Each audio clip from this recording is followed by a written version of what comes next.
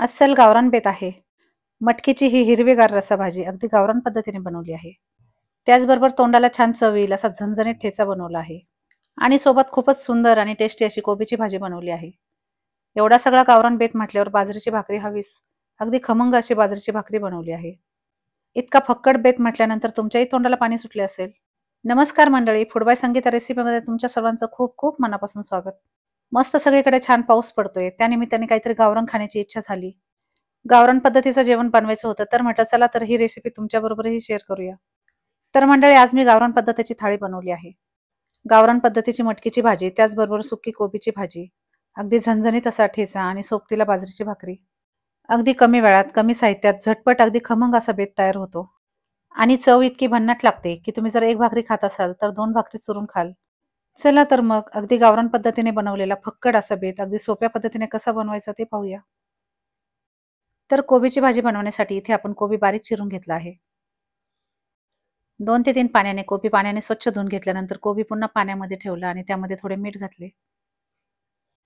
इथे मी कमी वेळात खमंग अशी गावरान पद्धतीची थाळी झटपट कशी बनवता येईल हे तुम्हाला सांगणार आहे. कोबीमध्ये मीठ छान एकजीव झाले की कोबी बाजूला ठेवायचा. इथे आपण 200 ग्रॅम मटकी घेतली आहे. मटकीची रसाभाजी बनवण्यासाठी इथे आपण 200 ग्रॅम गावरान मटकी घेतली. मटकी पाण्याने स्वच्छ धुवून घेतली. आता आपल्याला ही मटकी उकडून घ्यायची आहे. यासाठी गॅसवर एक कढई ठेवली, त्यामध्ये 1 ग्लास पाणी घातले. आता आपल्याला काय करायचंय, धुतलेली मटकी त्यामध्ये थोडी हळद आणि मीठ घालून ही मटकी आपल्याला 5 ते 7 मिनिटे उकडून घ्यायची आहे. जेव्हा आपल्याला खूप घाई असते त्यावेळेला आपण ही भाजी कुकरमध्येही बनवू शकतो. तर आता मीठ हळद घालून हे सर्व साहित्य छान एकजीव करून घेतले व त्यावर झाकण ठेवले. आता आपल्याला इथे मटकीसाठी मसाला काढायचा आहे. त्यासाठी गॅसवर एक कढई गरम करायला ठेवली. त्यामध्ये अर्धी वाटी शेंगदाणे घालायचे. शेंगदाणे अगदी खमंग होईपर्यंत आपल्याला भाजून घ्यायचे आहे. इथे मी अर्धा चमचा जिरे आणि त्याचबरोबर 2 चमचे पांढरे तीळ घेतले आहे. तेही यामध्ये आपल्याला भाजून घ्यायचे आहे. त्याचबरोबर 10 ते 12 हिरव्या मिरच्या आणि काही लसणाच्या पाकळ्या आपण इथे घेतल्या आहेत, त्याही यामध्ये भाजून घ्यायच्या. हे सर्व साहित्य 1 मिनिटभर छान भाजून घ्यायचे. तुमच्याकडे जर पाटा असेल तर हे सर्व साहित्य भाजून झाल्यानंतर पाट्यावर वाटून घ्यायचे. इथे मी हे सर्व साहित्य मिक्सरमध्येच बारीक करून घेणार आहे. गावाकडे जेव्हा आपण या भाज्या खातो तेव्हा पाट्यावर मसाले वाटून या भाज्या बनवतात, त्यामुळे त्याची चव काही वेगळीच लागते. पण घाईच्या वेळेला आपल्याकडे काही पर्याय नसतो, त्यामुळे आपल्याला मिक्सरचा वापर करावाच लागतो. तर आता मसाले भाजून थंड करायला बाजूला काढून ठेवले. त्याच कुकरमध्ये आपण थोडे तेल घेतले. तुम्ही पाहू शकता अगदी 2 चमचे तेल इथे मी घेतले आहे. यामध्ये अर्धा चमचा जिरे आणि अर्धा चमचा मोहरी घालायची. जिरे मोहरी छान फुलली की यामध्ये बारीक चिरलेल्या मिरच्यांचे तुकडे घालायचे. सर्व साहित्य छान एकजीव करून घ्यायचे. मिरच्या हलक्याशा तळून झाल्या की यामध्ये बारीक केलेला लसूण घालायचा. लसूण घातल्यानंतर पुन्हा हे सर्व साहित्य छान एकजीव करून घ्यायचे. सर्व साहित्य खमंग असे परतून झाले की यामध्ये बारीक केलेला कोबी घालायचा. मंडळी, गावाकडे गेल्यानंतर आपली आई आजी ज्या साध्या सोप्या पद्धतीने कोबीची भाजी बनवते तीच पद्धत आज इथे मी तुम्हाला सांगितली आहे. खूप जास्त साहित्य न वापरता अगदी कमी साहित्यात सुद्धा या भाज्या चवीला खूपच भारी लागतात. आणि अगदी 5 ते 10 मिनिटात अगदी सुंदर अशी कोबीची भाजी तयार होते. कोबी घातल्यानंतर यामध्ये पाव चमचा हिंग, त्याचबरोबर अर्धा चमचा हळद पावडर घातली. यामध्ये लगेच मीठ घालायचे नाही. हलकासा 1 मिनिटभर कोबी परतून घ्यायचा, नंतरच यामध्ये चवीनुसार मीठ घालायचे. तर आता आपल्याला अशा पद्धतीने कोबी छान परतून घ्यायचा आहे. अशा पद्धतीने कोबी छान परतून झाला आणि सर्व साहित्य छान एकजीव झाले की यामध्ये चवीनुसार मीठ घालायचे. त्याचबरोबर बारीक चिरलेली कोथिंबीर यामध्ये घालायची. मीठ आणि कोथिंबीर घातल्यानंतर हे सर्व साहित्य आपल्याला छान एकजीव करून घ्यायचे आहे. सर्व साहित्य छान मिक्स झाले की यावर झाकण ठेवायचे. कोबी आपल्याला वाफेवर 1 मिनिटभर शिजवून घ्यायचा आहे. तर आता कोबी शिजत आहे तोपर्यंत मटकीची भाजी तयार करून घेऊ. इथे आपली मटकी छान उकडून झाली आहे, तुम्ही पाहू शकता.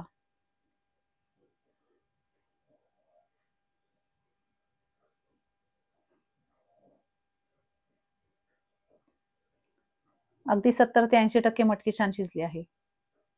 मटकीची भाजी बनवण्यासाठी गॅसवर एक पातेले गरम करायला ठेवायचे. आजची ही मटकीची भाजी आपण या चमचाभर तेलामध्येच बनवणार आहोत.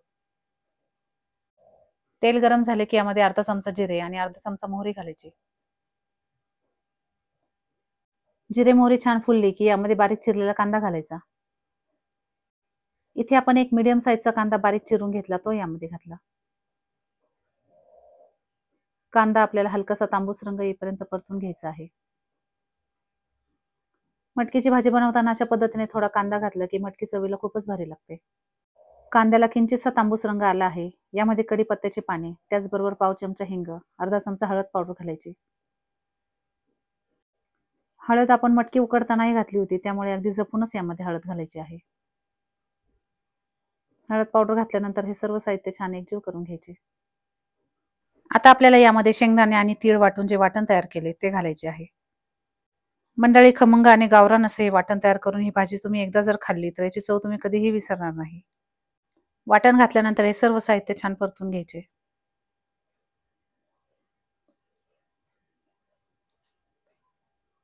अगदी कोरडे होईपर्यंत, तेल सुटेपर्यंत खमंग असे वाटण आपल्याला परतून घ्यायचे आहे.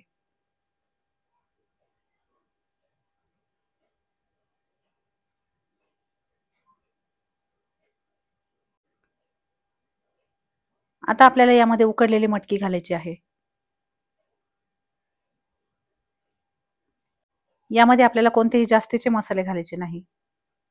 अगदी साध्या सोप्या गावरान पद्धतीने बनवलेली ही मटकीची भाजी तुम्ही जर एकदा माझ्या पद्धतीने केली तर तुम्हाला सारखी सारखी बनवावी लागेल, एवढी चवीला भारी लागते. मटकी घातल्यानंतर सर्व मसाले आणि मटकी छान एकजीव करून घ्यायची. त्याचबरोबर वाटणातील जे काही पाणी थोडे शिल्लक होते ते यामध्ये घालायचे.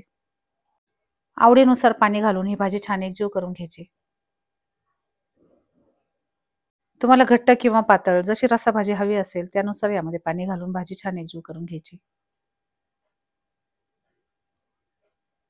यामध्ये चवीनुसार मीठ घालायचे, त्याचबरोबर बारीक चिरलेली कोथिंबीर यामध्ये घालायची. सर्व साहित्य घातल्यानंतर भाजी छान मिक्स करून घ्यायची. कमी गॅसवर 5 ते 7 मिनिटे ही भाजी आपल्याला उकळून घ्यायची आहे. तर आता तुम्ही पाहू शकता इकडे आपला कोबीही छान शिजला आहे. झाकण काढून कोबी पुन्हा छान एकजीव करून घ्यायचा.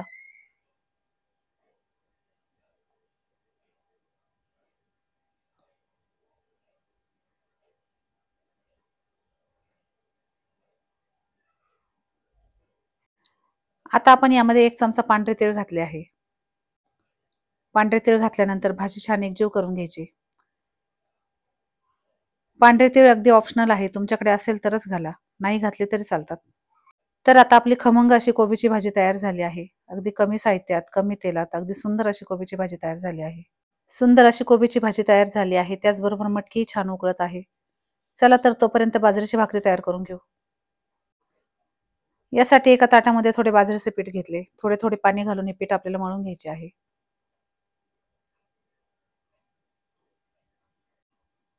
हाताने अशा पद्धतीने जास्त घट्ट नाही, जास्त पातळ नाही, अगदी मीडियम असे पीठ आपल्याला भिजवून घ्यायचे आहे. पीठ छान मळून झाले की अशा पद्धतीने पिठाचा छोटा गोळा घ्यायचा. ताटामध्ये थोडे पीठ घ्यायचे. त्यावर मळून घेतलेला पिठाचा गोळा ठेवायचा आणि हाताला थोडे थोडे पीठ लावून अशा पद्धतीने आपल्याला भाकरी थापून घ्यायची आहे.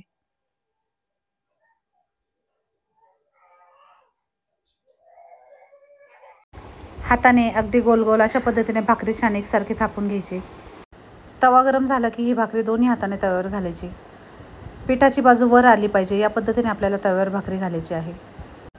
वरच्या बाजूला भाकरीला अशा पद्धतीने सगळीकडून पाणी लावून घ्यायचे आणि एका बाजूने भाकरी छान भाजून झाली की दुसऱ्या बाजूने भाकरी आपल्याला छान भाजून घ्यायची आहे. तुम्हाला जर गॅसवर ही भाकरी भाजून घ्यायची असेल तर तवा बाजूला करून गॅसवर ही भाकरी ठेवायची आणि अलगद भाजून घ्यायची, किंवा अशा पद्धतीने तव्यावरच ही भाकरी पालथी घालायची आणि चारी बाजूने खमंग अशी भाकरी भाजून घ्यायची.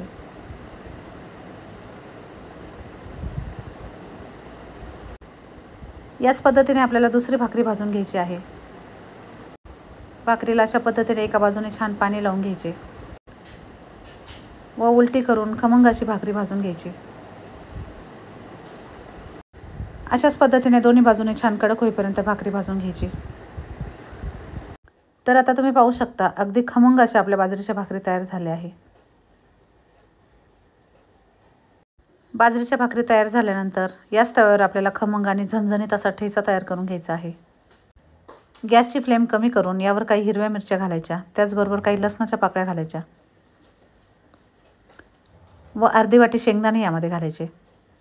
इथे आपण 20 ते 25 हिरव्या मिरच्या त्याचबरोबर 20 ते 25 लसणाच्या पाकळ्या न सोलताच इथे घेतले आहे। यामध्ये पोहे खाण्याचं अगदी 1 चमचा तेल घालायचे आहे।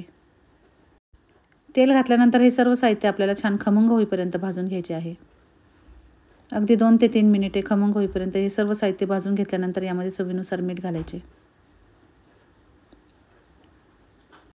मीठ घातल्यानंतर अशा पद्धतीने तांब्याने किंवा एखादे जाड भांडे घेऊन हे सर्व साहित्य आपल्याला तव्यावरच बारीक करून घ्यायचे आहे।